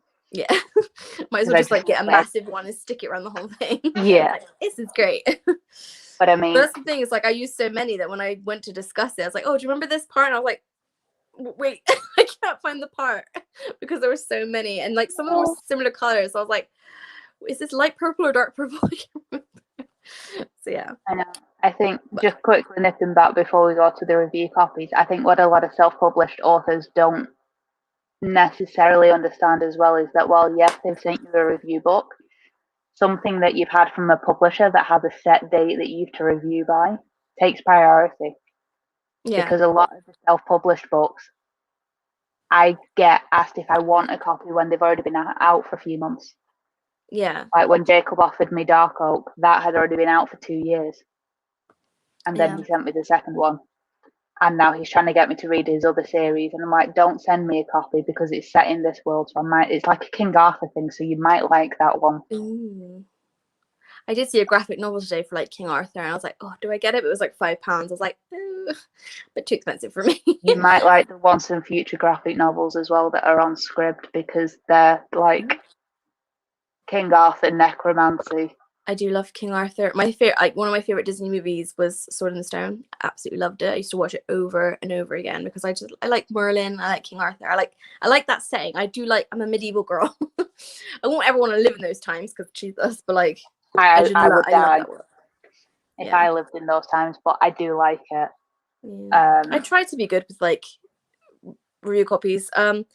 Obviously for a lot of them, like it was like Cold from the North. I was on a blog tour. I need to message him.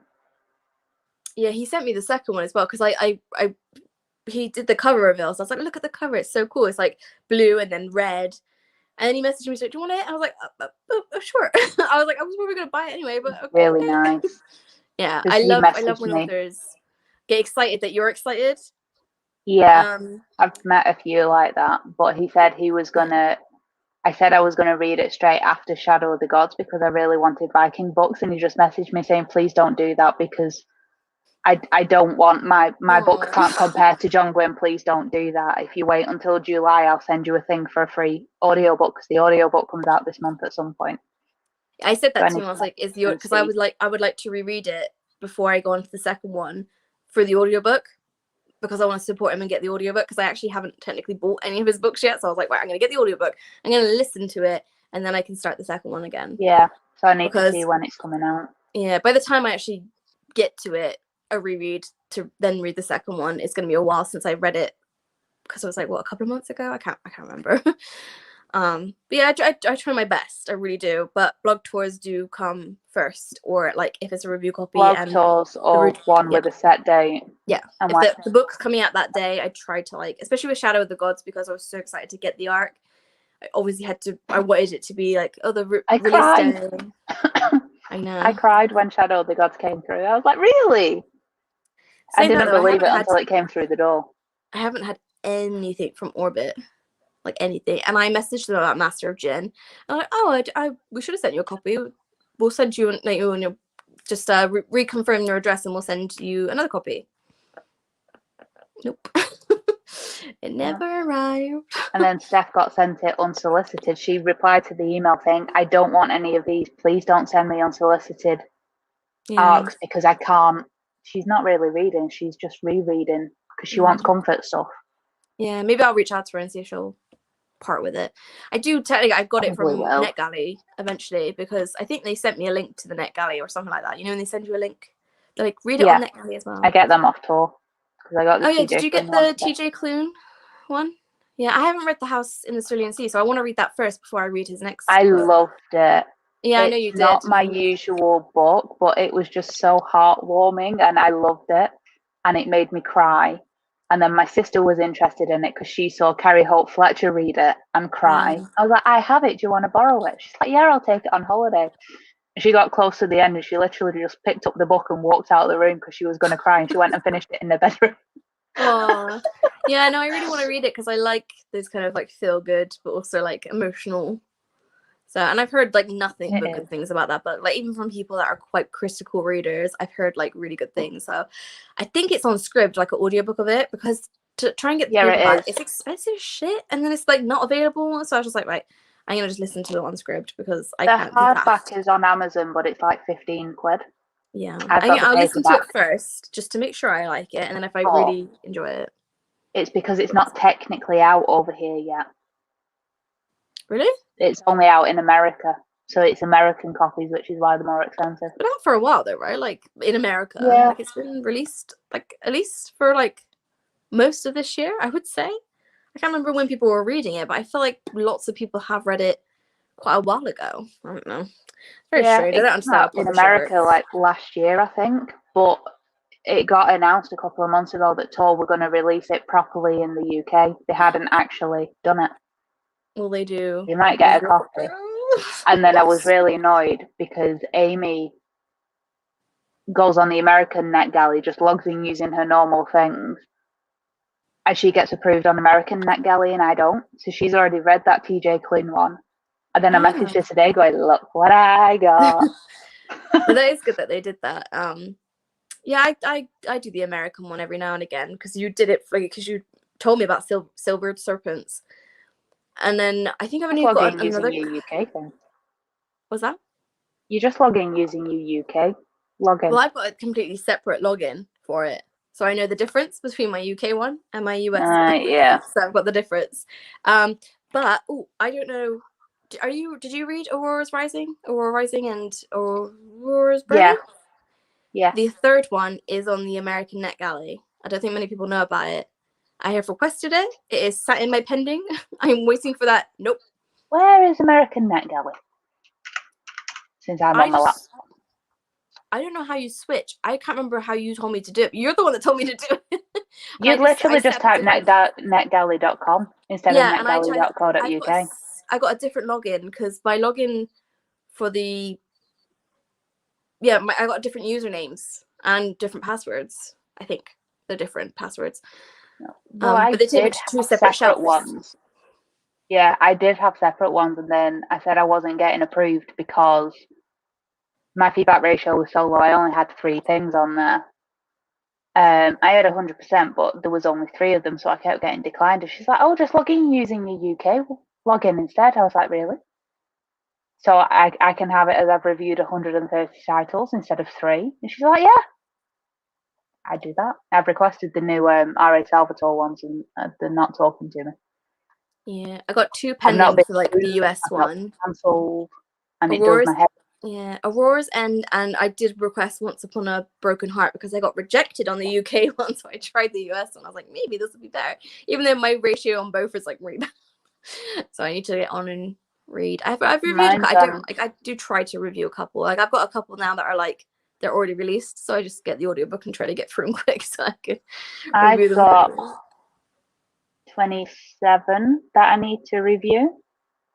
A lot of them are out already. Yeah. But I am also reading The Maleficent 7. Oh, yeah. I keep forgetting all the books I've got. I'm really bad at the minute. Because I asked Caroline for a copy, and she's like, "I'm sorry, we've run out of ARCs. Do you want the NetGalley?" I already have the NetGalley. But I didn't read the description for it before I requested it. I've read from that author before. So I just went, "I'll request it because I loved it. I'll really like it." Started reading it, and I was like, "There's a necromancer? There's a vampire?" Like all your buzzwords. There's an orc. I was like, I had no idea. Hi. Did you get a finished copy though? No? Not yet. Because the one I've got is a finished copy, right? Yeah. I think but she said all the ones I get from Rebellion and Angry Robots are finished books, right? Oh, except for Anna. Anna wasn't on. But most of the ones I get from Angry Robots and Rebellion are finished copies, I believe, anyway. Usually, yeah, but she said that they're not sending any more out, so I'm like, great. fine. I'll just pre-order it because I think I'm like 10% in. Yeah. Oh my god, we're going to almost an hour and a half. We've been going. Doesn't feel that long. My battery is gonna die. No, so I if know. I disappear.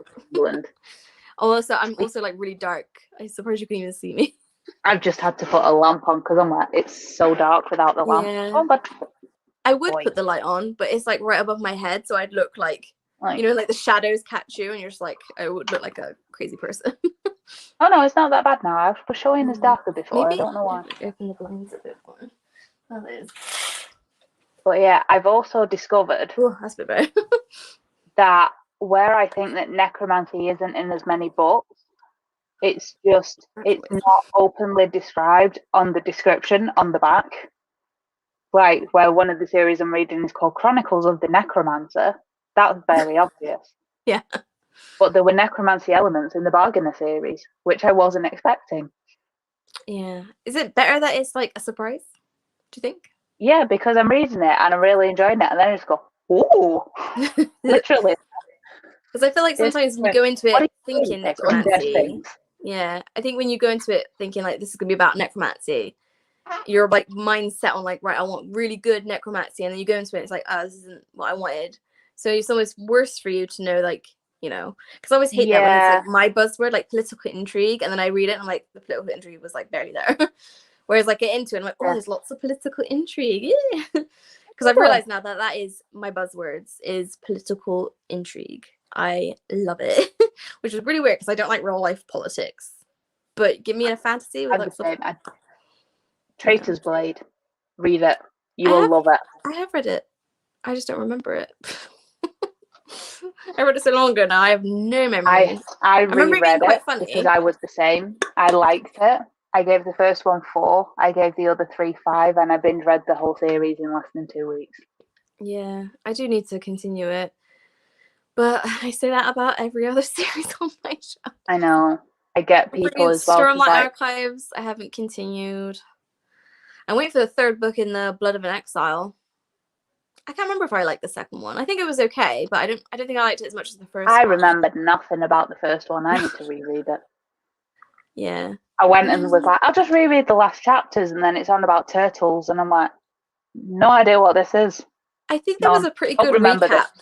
I remember the first half of the book. Second half, not got a clue. I just remember the donkey. But I think there's a pretty good recap, because I'm going to need a recap of Assassin's Apprentice, because I want to continue that. And I don't remember anything. This is the problem. Like, when it's like unpublished, there's a reason for me not continuing.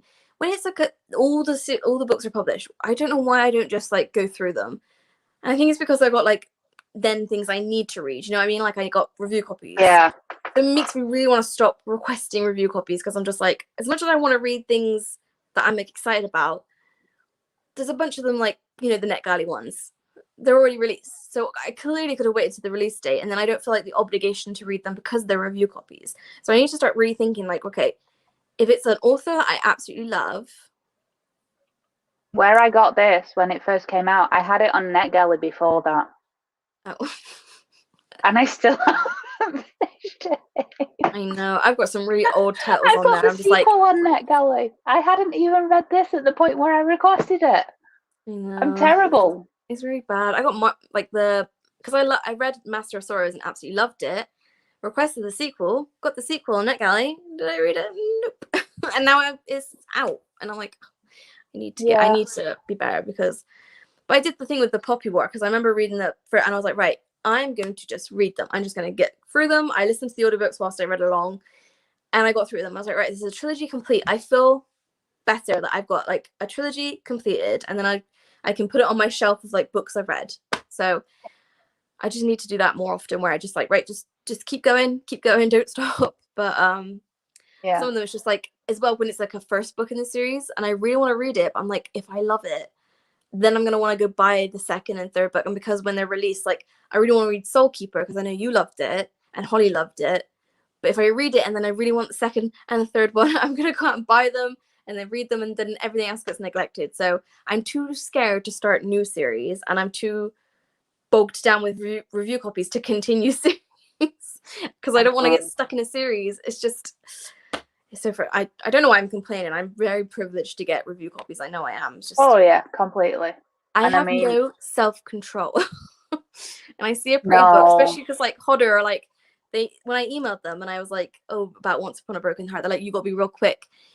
We recommend that as soon as you see a title like announced or revealed, like a cover reveal, email us and request it, because otherwise you leave it too long, you're not gonna get it. So when Jade Fire Gold, when they announced that, I was like, I'm really excited for this book. Can you please? I was like right away, and they're like, yeah, we put you on the list. I was like, oh. And then it's come through, and I really want to read it right now, actually. So that's another problem. Is like I want to read that right now, where I should be reading the new book drops the books the door. that I got. I want to read this one. Ignore all of these. I know. This one that just dropped through the door. But I think that's where I used to just request everything on NetGalley thinking, oh, I'll get declined for it. And then it got to a point where I get approved for everything. So I'll go through and I go, I'll just request all these because everybody will say no like they normally do. And then everybody said yes. And I had like 30 review copies. Yeah. You always want them to decline it because you're like, I want it. But yeah, decline it so my ratio doesn't go too bad. It's like, approved. It's like, oh no. So I'm trying to be straight. And I'm only requesting physicals for authors I've read from before, or something that I'm literally jumping up and down because I want it. Yeah. Why? Why is there an error? Don't make noises. I remember when I put my reel up of like normal readers, like, oh, I got 30 unread books, because I see so many people say, I've got like 30. There's so many. I don't know why I let it get this bad. And then they're like, so big. I've got 15. I'm like, that's cute. I had someone comment on that because obviously I put like over 300 unread books, and it's not even a joke. Like there's probably more. It's probably more like over 4. But someone commented on, they're like, how did you have so many? They're like, I've got 9. I read 4 of them. I'm gonna get through the 5 that I've got, and then I'm gonna buy another one after. I'm like, because you're normal. That's a regular thing to do. I like feeling like when I'm ready for a new book that I'm at a library, and I literally go and I sit in front of my shelves and go, what do I want to read now? That's a good way to describe it. I've never thought about like you've got a library of choice. Because my library, I like options. I like going, I want a sci-fi. What sci-fis do I have? I have Shards of Earth. I have No Fat Gloss. I've got Revenger. I think that's it because I'm very low on sci-fi at the minute. Yeah. I went to my library and the selection is shocking. It's really, because I want to like the consumerism thing. I get it. Like obviously, I buy a lot secondhand. I will say, like I do buy majority actually secondhand, and very very rarely new books. It depends if it's like a pre-order for something that I'm really excited, or an author that I love, or a series that I love. Yeah. Then it's obviously new. A lot of the time, the ones I just buy randomly is in charity shops for like barely anything. 50p. Yeah. Oh, 10%. I'm gonna probably disappear. But yeah, like. I would not be able to survive on my library. And I can imagine there's obviously some places in the world where they don't even have a library. I couldn't even imagine. And then they can't get books shipped to them. Like I feel really bad for those people because I'm complaining about that my library that's local to me has barely any choice because it's a bunch of teen stuff, like, you know, teen paranormal kind of romance stuff, and it's just not my thing. And then I think about there's some places in the world. So I tried to like remember, but I at the same time, I think if you're okay to buy and you are buying kind of responsibly, I buy a lot secondhand. So I feel like I'm helping charity. I buy a mix. I buy some stuff new and I buy some stuff used. Yeah. So I don't buy I can see people like they get boxes on Instagram and they got like a massive box of books. And I was like, well, I don't even know how you afford that, like all brand new books. But I do think like I have a lot and I look at my shelves and I'm like, actually, a good majority of that is either gifts I've had from people, things I found secondhand, things I bought off of even Depop, which is secondhand, like I'm buying it from someone else, so I'm not technically contributing. Oh my god, what the heck happened? The dog's here and he just jumped up and licked my hand. I didn't know he was there. Hi. You scared him. He's like, help. You scared me. Yes, you did. You're in my headphones, I can't hear you. Oh no. So cute. No, we better get off in a sec because it's been an hour and a half. Again. next time, we always say this though, don't we? Always, Next just live because show, we get next live talking. book chat, we'll talk about the book for longer than 20 minutes. Will, because I think I'm going to really like the next one. Yeah. I think Like we I said, all will have a from what lot I've more read to so say far, about I it. think you're gonna, yeah. If you don't like a book, there's not that much you can say about it unless you really hate it, like I did with Mage's Blue. And I literally just had a page of complaints. Yeah. No, it's true. And like, well, you got pretty far into Mage's Blood as well, whereas this one I don't think you got as far, so you I had got about less 60, to go 70 on. pages in, and I was just Yeah. like, I keep playing this, and I tried reading the Kindle and everything, and I'm like, I'm just not. Like when I was physically reading it, I'd read a couple of lines and put my Kindle down and Yeah, I'm read a not gonna couple of lines, and I yeah. don't do that. I binge read a big chunk at once normally. I got distracted a bunch of times, and I'm like, that's not good. Because like usually with audiobooks, I don't get distracted. No, it's not very Even when often. I'm doing other things, Completely and my tune mind's out. like, my mind technically, like when I'm listening to something, I'm quite good with like actually paying attention. But for this one, I feel like, and that's why it makes me want to like, right, I've got the audiobook.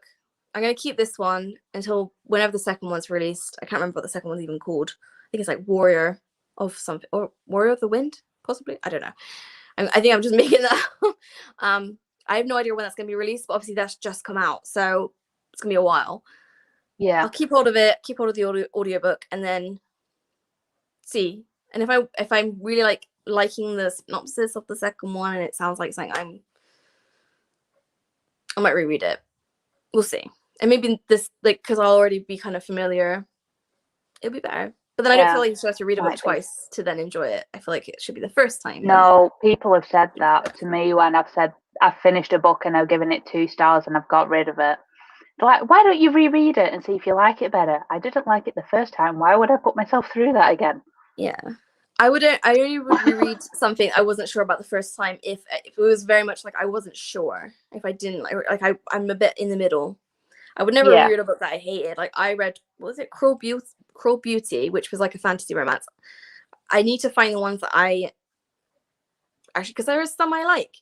Because like I loved The Shadows Between Us, which is pretty much fantasy romance. Like it's a bit darker, I guess. But Cruel Beauty was just I would not even put myself through that again. I don't know why I finished it. I think it's because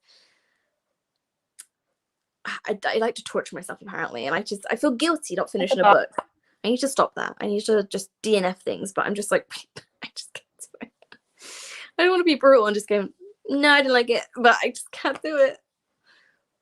You have to teach me your ways. Depends. My problem with fantasy romance is I don't see someone and immediately have romantic feelings. It builds through friendship for me.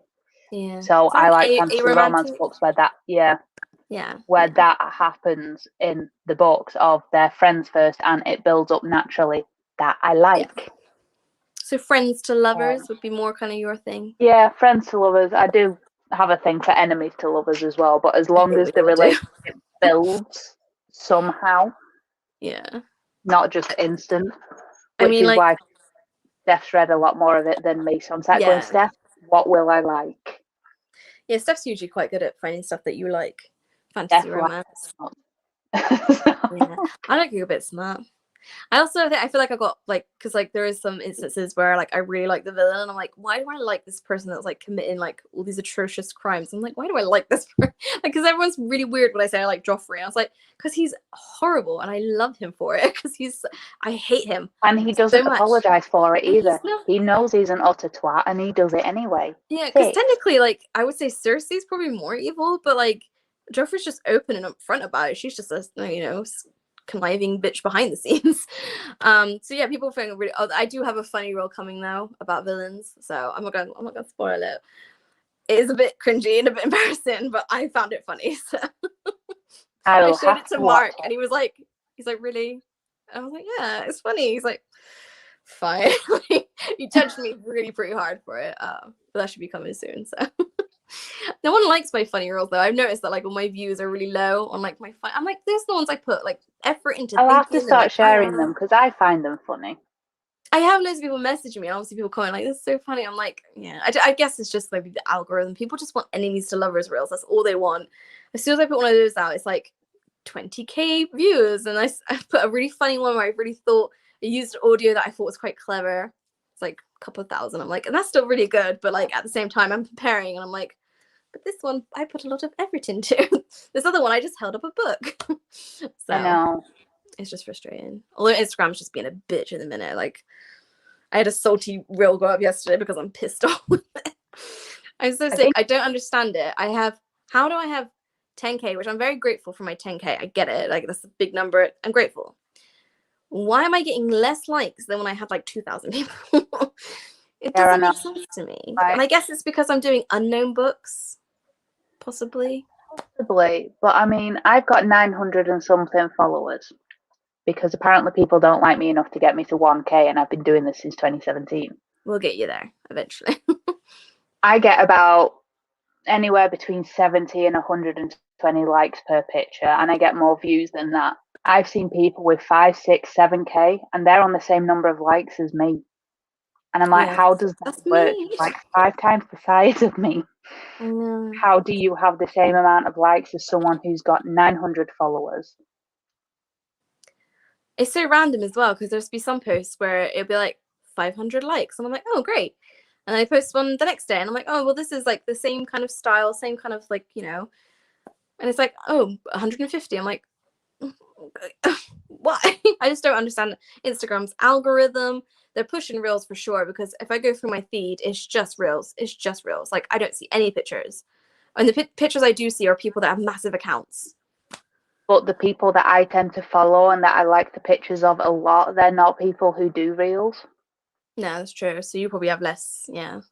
So I think I've got more photos because that's just what I interact with. I don't really do reels apart from you and Mummy is Reading. I think you're the only two people who really do them. Yeah.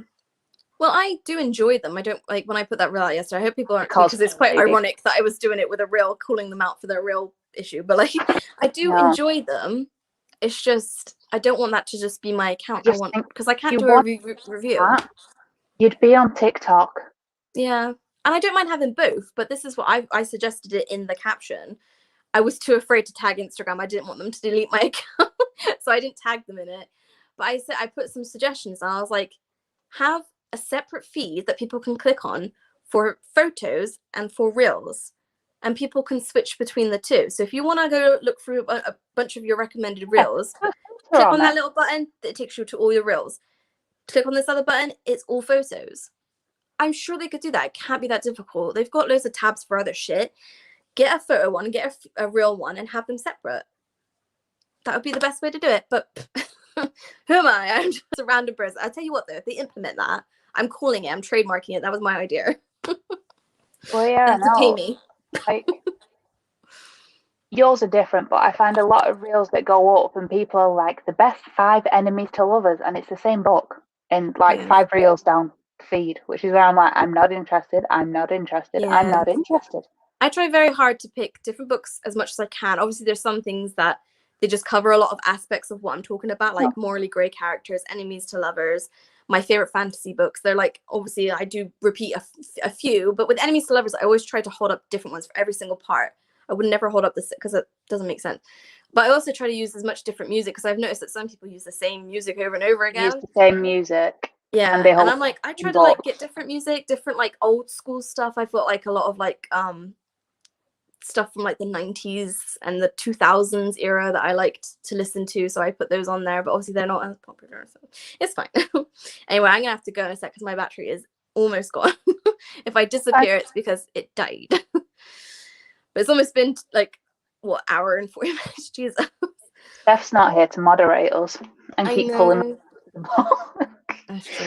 Although to be fair, she'd probably make it like a 2-hour live stream. She would. Yeah. She got an arc of this and she was reading it in May. And I think she did what I did. If she got to a point and she just wasn't interested and she put it down and she's never picked it back up again. Yeah. But then she has been distracted a lot lately. So I guess she's just prioritizing other things. Which rereading stuff and reading smut. And that is comfort reads. There's nothing wrong with that. I want to reread all of Michael J. Sullivan's books, but I'm being good. And I'm saying no. Because I need to finish Nolan, but also I need all my review copies to be read. So I've reread some Terry Pratchett's recently. I reread Sabriel. I'm rereading Fellowship of the Ring.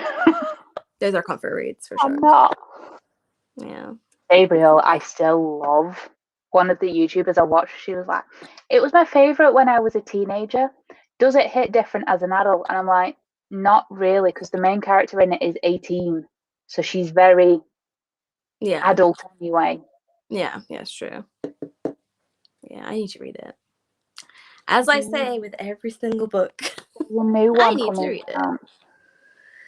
But anyway, no, this is good. Again, distracted, but I still enjoy it.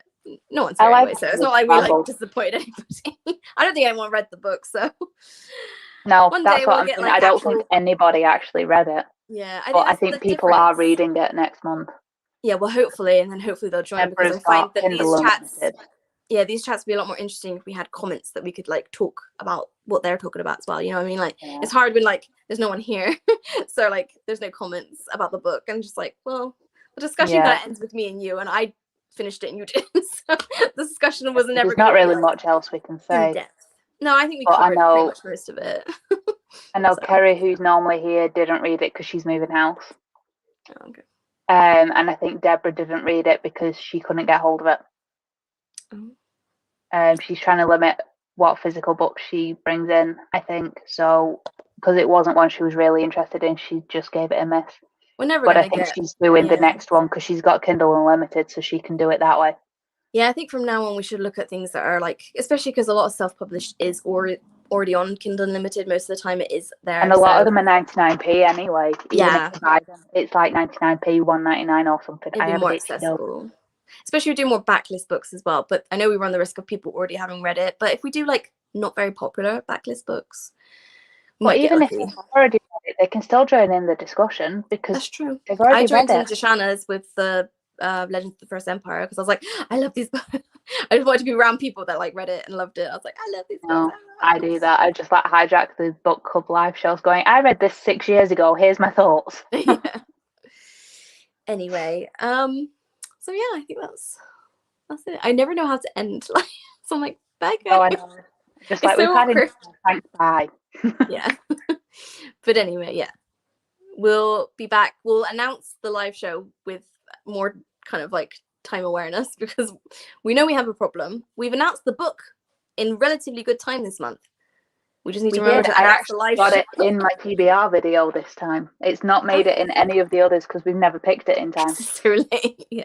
Well, this is a massive book, so we know we need. Because we always go, yes, it's the last day of the month. What's next month's book? We hadn't even thought about it. So yeah, we were good this month, but we need to be good with the live show and give a good amount of time and date and the actual like time of the live show and give people, you know, a heads up more than like a couple of days in advance. But anyway, yeah. So yeah, we will see you at the end of this month at some point. You'll find out eventually. Eventually. You'll know as soon as we know because one of us will just pop in our group chat going, when's the live? Yeah, should we discuss this? But yeah. All right. I'll see you later. Bye. Bye.